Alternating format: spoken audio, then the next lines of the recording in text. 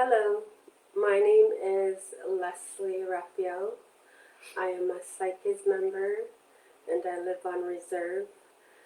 I am the Saik'uz Housing Coordinator and Indian Register Administrator. I am responsible for the coordination and management of on-reserve housing and band membership. The housing coordinator is responsible for the major supervision and maintenance activities of housing of Saik'uz First Nation.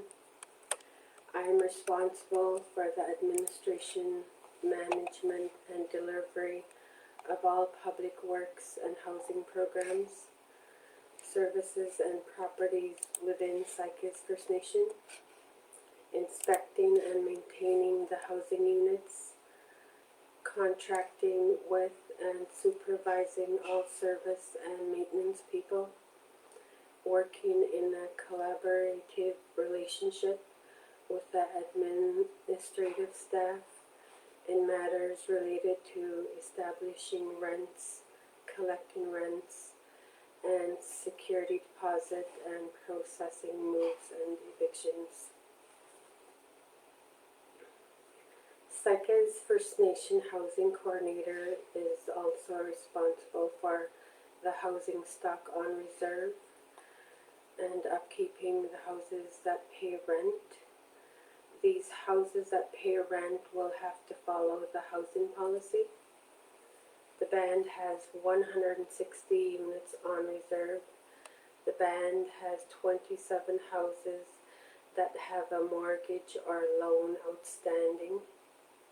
In August 2019, we started the universal rental regime, which is for non-mortgage houses that are band-owned that we can charge rent to. This means that we can do minor repairs and maintenance for these units.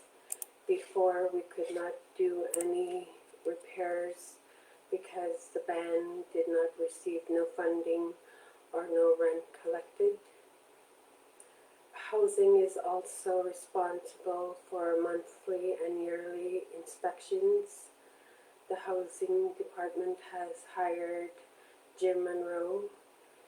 He is also a First Nation. He will be conducting about 10 to 15 more inspections this year. Indigenous Services Canada has approved funding for us to get this done. We also have a housing committee. We have about 12 members. They are responsible for assisting and supporting housing services in accordance with the housing policy guidelines and approved by Chief and Council. Upcoming activities for housing is the housing department received funding to complete house inspections. We have about 10 to 15 to complete this year. The fire department, Chief Gil Vickers, will be doing his annual fire inspection and chimney cleaning this coming month. And we will also be removing junk or abandoned vehicles from band land. A local towing company will be getting this done for Saik'uz. So if someone wants to have a junk or vehicle removed from their property, how can they get a hold of you? They can either call me here at the band office or email me, or they can stop by and I can give you a form to fill out. We just need the little bit information of the vehicle, and then once it's signed, I will give the address to the towing company, and he will go over there and take a picture. So we have the right vehicle to get moved. Okay, perfect. My other position is the Indian Registration Administrator. So I am an employee on reserve who does work related to the administration of Indigenous Services Canada programs. I do the following events: birth, registration, record of a death of a member or non-member, name change, record a marriage, record a divorce, transfer of a child, transfer of an adult, request to amend individual information. IRAs are delegated specific authorities by the Indian Register. The roles of IRAs vary from band to band. By working at the band level on behalf of Indigenous Services Canada, IRAs are able to maintain the Indian Register and help band members apply for Indian status and status cards. So basically, that part of your job is you keep track of who is a band member of Saik'uz, and you help them access services kind of through the band in that way, specific to membership. Yes. Perfect. Okay, cool. Thanks. Okay. During the COVID-19 pandemic with Indian or Indigenous Services Canada, they have extended the validity date of status cards until further notice.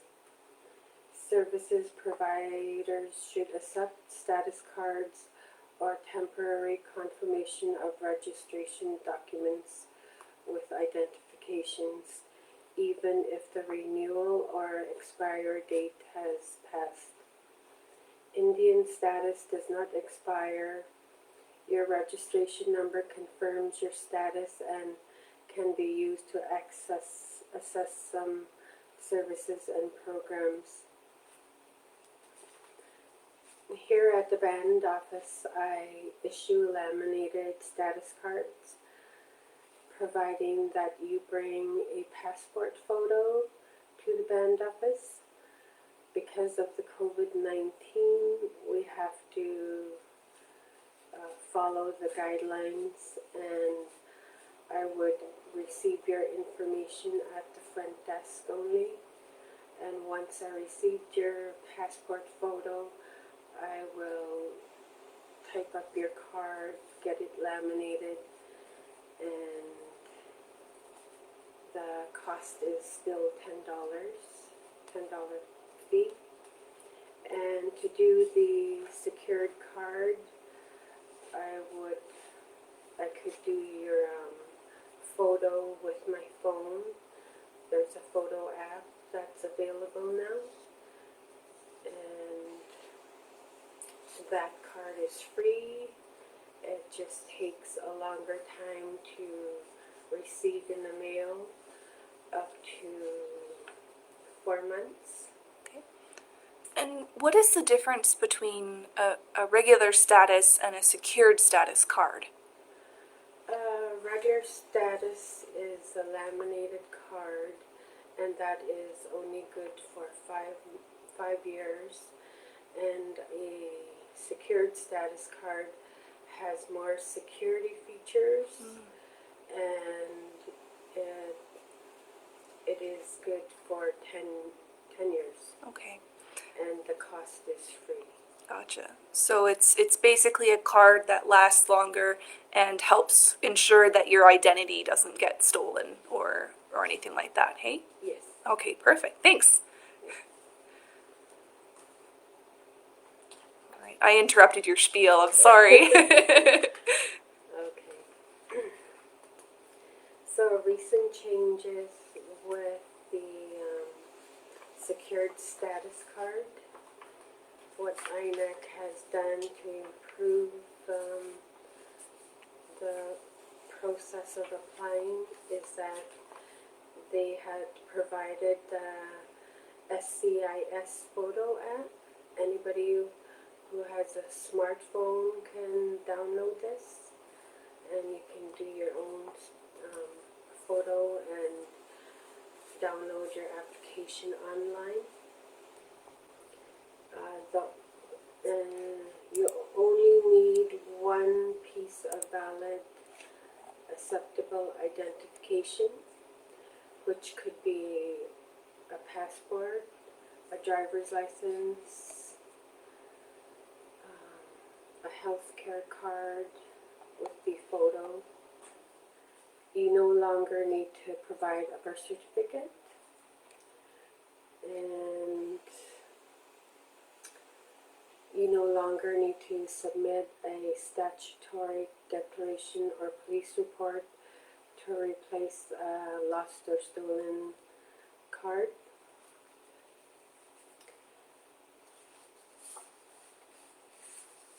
So if you need any assistance,